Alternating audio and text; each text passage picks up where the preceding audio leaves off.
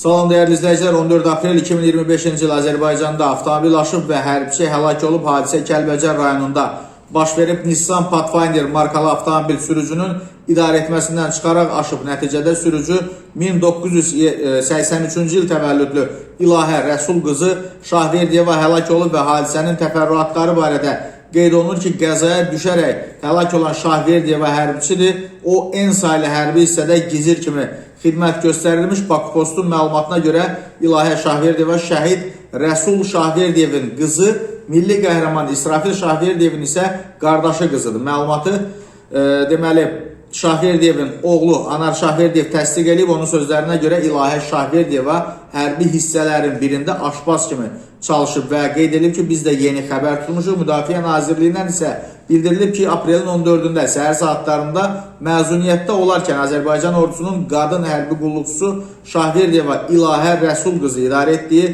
şəxsi avtomobilində hərəkət zamanı baş vermiş avtoqəzada vəfat edib. Faktla bağlı araşdırma aparılır.